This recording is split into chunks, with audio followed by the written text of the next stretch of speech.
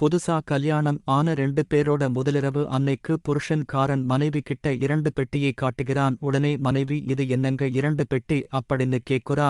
புருஷன்காரன் சொல்றான், நான் உன்னைத் தவிர வேற பொம்பளைகிட்ட போயி தப்பு பண்ணா அந்த பெட்டியில் ஒரு முட்டையை வைக்கணும். இதே மாதிரி எத்தனை பேர்கிட்ட பொறேனோ அத்தனை முட்டைய அந்த பெட்டியில் வைக்கணும்.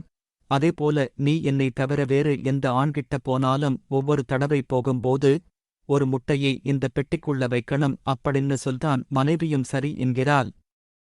புருஷன் சரின்னு சொல்லிட்டு நாம 25 வருஷம் கழிச்சு நம்ம பெட்டியை திறந்து பார்ப்போம், யார் அதிகமா தப்பு பண்ணி இருக்காங்க அப்படின்னு பார்த்துக்கலாம்னு சொல்றான்.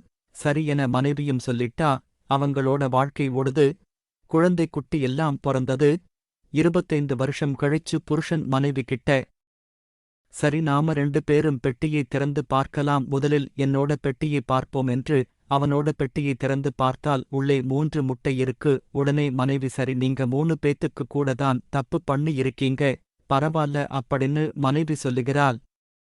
சரி என்று புருஷனும் மனைவியோட பெட்டியை திறந்து பார்க்கிறான்.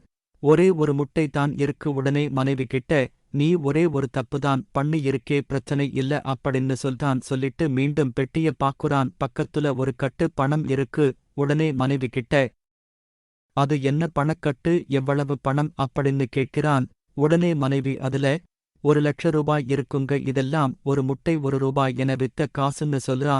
கணவன் மயக்கம் போட்டு விழுந்துட்டான்.